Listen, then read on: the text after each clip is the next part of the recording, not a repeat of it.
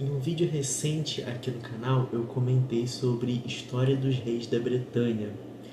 E nesse livro eu tive contato com a história do rei Leir, que serviu de inspiração para a peça Rei Lear de Shakespeare. Então hoje eu gostaria de conversar com vocês sobre a peça Rei Lear de Shakespeare. Essa é a vinheta! O rei Lear é um rei da Bretanha e ele, já com idade avançada, decide entregar o seu reino nas mãos das suas 3 filhas. E ele, sendo muito vaidoso, para fazer essa distribuição de terras entre elas, decide perguntar a cada uma delas o quanto elas lhe amam. As 2 filhas mais velhas são muito bajuladoras e vão dizer que amam o pai mais do que amam os próprios maridos. Elas vão falar que amam o pai acima de qualquer coisa. Já a filha mais nova, que é a Cordélia, ela tem a característica de ser muito honesta. E ela vai falar: olha, quando eu me casar com alguém, quando eu constituir uma família, eu vou amar a minha família, meus filhos, meu marido, mais do que eu o amo. Mas você tem o meu comprometimento, digamos assim. Mas como o rei Lear é muito vaidoso, ele não aceita essa resposta de Cordélia. Ele vai então dividir a Bretanha entre as suas 2 filhas mais velhas e vai deixar a Cordélia sem nada. A Cordélia vai se casar com o rei da França, que tinha ido até lá pela mão dela, mas ele não vai receber nenhum dote pelo casamento. E é claro que ao longo dessa história o rei vai pagar um alto preço pela sua vaidade. Não demora muito para que ele perceba que aquele amor que as suas 2 filhas mais velhas declararam para ele era uma farsa. Na verdade, elas o desprezam. Havia um combinado de ele passar um mês na casa de cada uma dessas 2 filhas, e isso já não dá certo. Havia também um acordo de que ele teria um séquito de 100 homens, mas elas vão cortando o número de cavaleiros que o acompanham. E assim esse rei em idade avançada vai ficando cada vez mais desamparado. Em paralelo à história do rei Lear, nessa peça nós também acompanhamos outra família, que é a família do conde de Gloucester. Ele tem 2 filhos, o Edgar e o Edmundo. O Edgar tem uma boa índole e o Edmundo não. Mas o que acontece é que o Edmundo vai conseguir enganar seu pai e fazer com que ele renegue ao Edgar, que era o filho bom.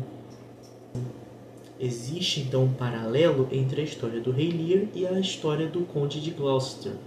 Os 2 são enganados por filhos maus e renegam os filhos bons. São pais que são cegos, que não conhecem seus próprios filhos e não conseguem enxergar aquilo que está diante dos seus olhos. Esse é o 4º vídeo sobre uma peça de Shakespeare que eu faço aqui no canal. E o que eu sempre percebo ao ler essas peças são essas histórias de figuras heróicas, mas que em Shakespeare ganham esse tom da tragédia. Essas figuras heróicas são despidas de seu heroísmo e ganham um toque de realismo. Aqui nós vemos elas com seus defeitos, seus vícios. E aqui em Rei Lear isso é muito claro. O final dessa peça é bem diferente do final do Rei Lear lá em História dos Reis da Bretanha. O final de Shakespeare é muito mais trágico. Essa vaidade do rei leva a consequências maiores aqui nessa peça. E um dos pontos altos da peça, pelo menos na minha opinião, são as conversas do rei com seu bobo da corte. O bobo da corte, de bobo não tem nada. Ele está sempre jogando verdades inconvenientes na cara desse rei.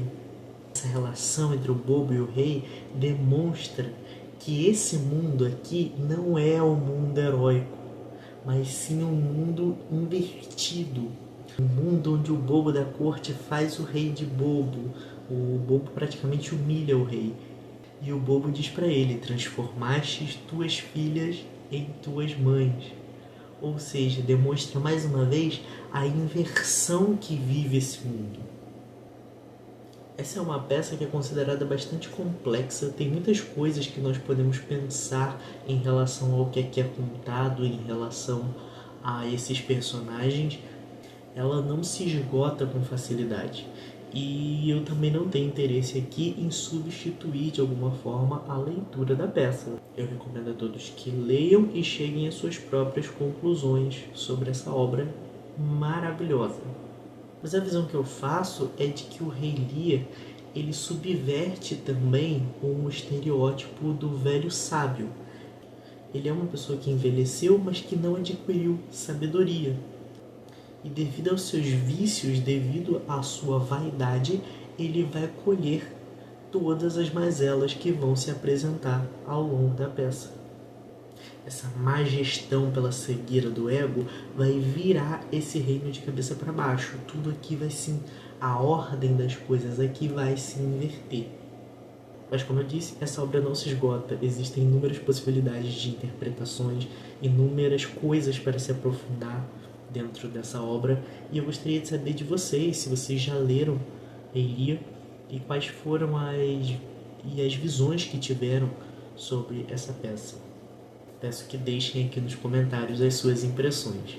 Se você gostou desse vídeo, não esqueça de deixar o seu like aqui embaixo e se inscrever no canal para não perder os próximos conteúdos, certo?